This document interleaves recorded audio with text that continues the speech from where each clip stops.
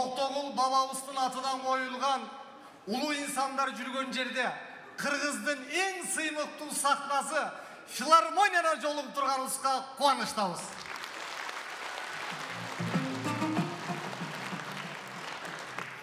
Эми күлкүгө өтүп баштай берели. Жайгашып алсыңыздар, кандайсыздар? Кечеги өтүп кеткен 8 март урматтуу апалар, жеңелер майрамыңыздар менен март айы баары майрам, март айындагы майрамдар куттуу болсун. Мен эми башынан баштап айтып баштай берейин. Мына былтыр концерт коюшубуз керек эле. 30га чыкканымда коем биринчи кудул концертим деп ниет кылгам. Жараткан Алла ниетин берет экен. Болгону мен карантин болорун билбей ниет кылып отурмун. Былтыр карантин болуп калып, быйыл коюп атабыз. Мына карантинден аман-эсен чыгып алдык, оруудан сакаялы. Карантин аябай кызык болду мага. 5 ай үйдө. Бул шашма кишилер үйдө отурган жаман экен. Бул сабырдууларга жакшы эле болду. 5 ай үйдө. 3 балам бар, аялым 4-нчү баласы болуп алгансың. Тамак жеп атсаң төкпөй же деп коет. Карантинде ар түркүн кызык окуялар болду. Кол ачык берешендер мына аябай берди. Бирок кээ-бирки мына орусча айтканда жумот деп коет, ушундайлар да болду. Бир маска менен чыгып кеткендер болду карантинде. Бир маска. Саргайып кеткен. Кызарып, үзүлүп калган жиптери. Ар түркүн болду мына. Бирок карантинден мына чыгып, азыр Кудай буйрса жакшы жолугушуп атабыз. О эжелер отургузуп алыңыздар мына. Орду менен отургузуп аткан ушул эжелерге рахмат мына. 30-40 жылдан бери иштешет. Булар көнүп калган, үйүндө да жөн жүрбөйт. Үйүнө конок барсаң, кудаларды партерге отургузат. Кичинекей балдар чыккыла балконго дейт. Көнүп калган, отургузуп алыңыздар, жайгашыңыздар. Мына кечеги айымдардын өтүп кеткен майрам менен куттуктап, айымдар жөнүндө дагы анекдоттордон, жакшы юморлордон айтып берейин. Биз эркектер аял затынан, Алланын буйругу менен аял затынан жаралат экенбиз. Төрөлүп, ак сүтүн эмип, чоңоюп, эр жигит болуп, кайра аялдын койнуна барып, ошол жерден кичирейип, шу кирип кетет экенбиз.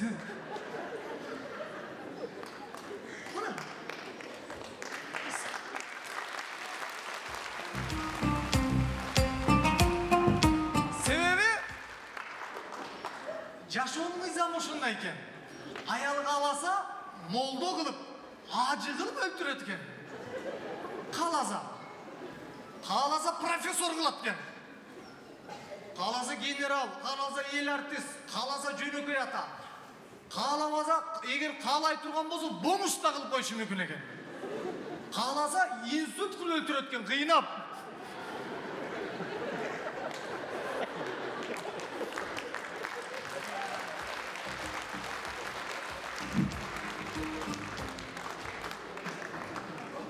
Болсунбек Ыстакеев деген бир кудул жигит бар, ошол айтат.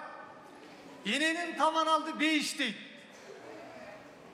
Эмнеге эркекти аял затына жазган, эми таманды да бейишти да аял затына жазган. Неге? Атанын таманы бейиш эмес. Эненин таманы алды бейиш. Себеби эркектин таманы кайыкта гана жүрбөйт. Аялдын таманы кухняда жүрөт. Спальныйда жүрөт, жалаң жакшы жерде жүрөт. Ал эми эркектин таманы жүргөн жерде адам жүрүшкө болбойт. Кантип эркектин таманында бейиш болот экен деп жараткандагы аял затынын таманына бекиткен экен. Баарыбызды эне табат. Кечеги 8 март айымдардын майрамына арналат бул сатира.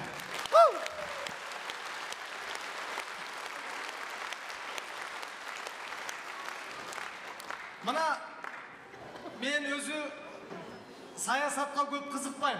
Бирок кээде кызыгып көрдүм, бардык мамлекеттерде мына маданияттуу пикет болот экен. Биз ошого үйрөнүшүбүз керек экен. Карасаңыздар, көп мамлекеттер мындай аккуратно чыгып пикетке мындай кетсин, бай кетсин. Уят. А бизде андай эмес. Бизде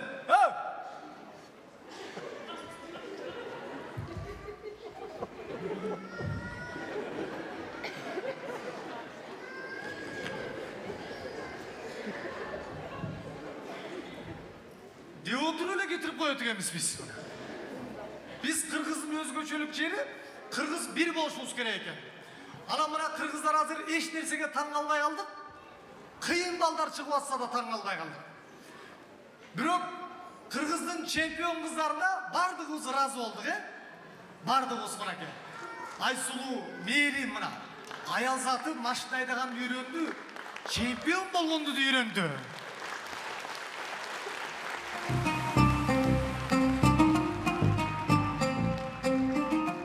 Мен ойлойм, келечекте Жамиля, Жазгүл, Сайкал, Айгүл, Мээрим балбандардын аттарын атап атып. Биз жүрсөк ошол жерде. Эркин бар бекен, эркин. Эркин жок, жок. Балбан болуп атат. Аял затына машина айдаган үйрөтүп койгонго эркектер биз эмебиз. Себепкербиз. Тойго барганда ичкенде аялым айдап алат. Деп отуруп булар соолукканда бербей коюп атат.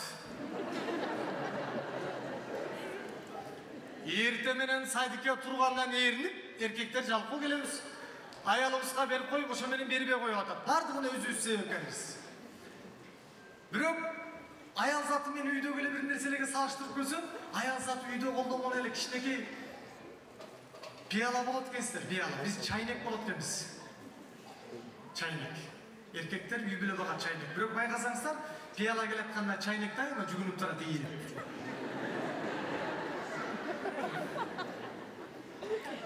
Карачы, жеңелер сүйүнүп калды. Чайнек агаларды жүгүндүрөбүз деп.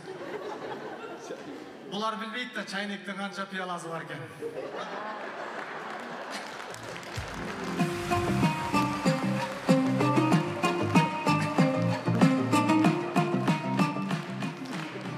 Сегинчи март күнү бир жеңебиз аябай катуу майрамдап келип, түндө башы ооруп, күйөөсүнө жаным суу алып келип берчи.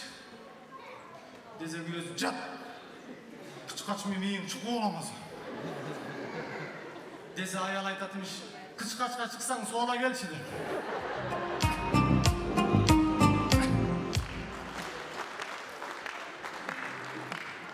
Bir jigit Rossiyaga barıp aybay iştep, үйүнө айтпай, розыгрыш кылып келе турган болуптур. Үйүнө келсе эле, аялы жок. Балдар отурат. Апаңар какта. Диско клубка кеткен.